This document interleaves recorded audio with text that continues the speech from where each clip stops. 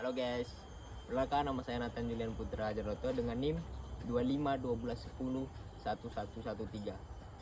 Saya di Universitas Kristen Immanuel Yogyakarta dengan mengambil jurusan Prodi Musik Gereja.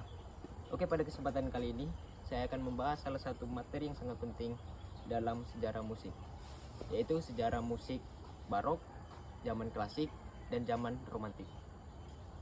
Ketiga zaman ini merupakan fondasi utama dalam perkembangan musik barat dan memiliki pengaruh yang sangat besar terhadap musik yang kita dengar hingga saat ini.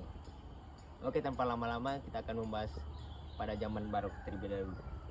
Zaman barok dimulai dari sekitar tahun 1600 dan berakhir pada tahun 1750, yaitu tahun wafatnya Johann Sebastian Bach. Dan kata barok berasal dari bahasa Portugis barocho yang berarti mutiara yang bentuknya tidak beraturan. Dalam seni, istilah ini digunakan untuk menggambarkan sesuatu yang megah, rumit, dan penuh hiasan.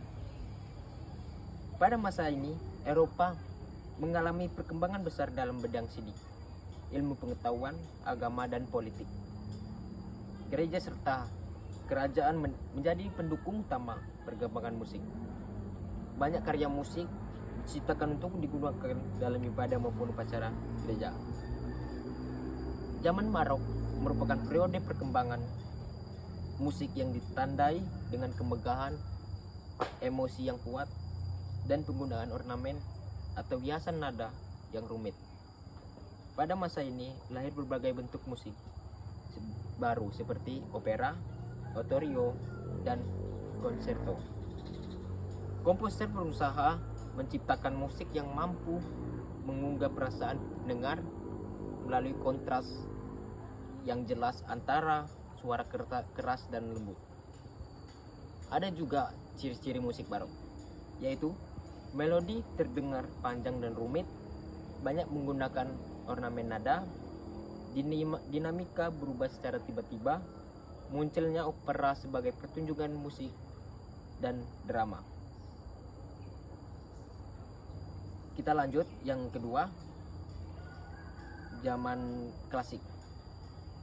Setelah berakhirnya zaman barok, perkembangan musik memasuki zaman klasik yang berlangsung sekitar 1750 hingga 1820. Batas awal zaman ini biasanya ditandai dengan wafatnya Johann Sebastian Bach pada tahun 1750. Pada masa ini, masyarakat Eropa sedang mengalami perubahan besar dalam bidang ilmu pengetahuan, pendidikan, filsafat, dan kebudayaan. Masa ini juga dikenal sebagai zaman pencerahan, yaitu masa ketika manusia mulai mengutamakan akal, logika, keseimbangan, dan keteraturan dalam berbagai aspek kehidupan. Pada perubahan tersebut memengaruhi dunia musik.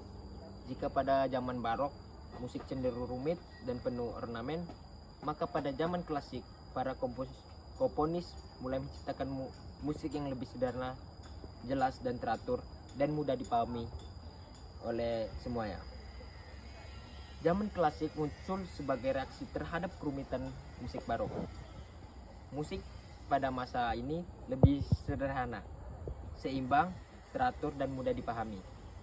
Komposer mulai menekankan kejelasan melodi dan struktur musik yang rapi.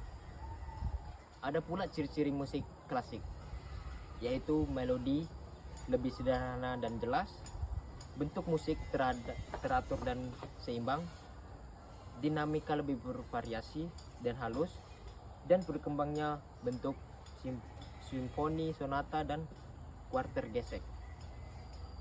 Oke, kita akan lanjut ketiga, zaman romantik. Zaman romantik menekankan ekspresi, perasaan, imajinasi, dan kebebasan berkarya.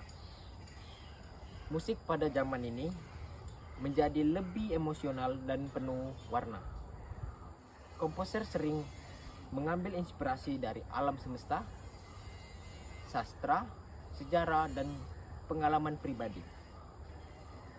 Ciri-ciri musik romantik yaitu ekspresi emosi yang sangat kuat, melodi lebih besar dan panjang, orkestra menjadi lebih besar, dan banyak menggambarkan cerita suasana atau perasaan.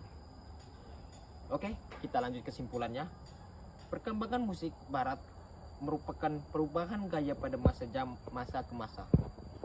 Zaman barok dikenal dengan kemegahan dan kerumitannya, dan zaman klasik menampilkan keseimbangan dan keteraturannya, sedangkan zaman romantik menonjolkan kebebasan berekspresi dan emosi yang mendalam.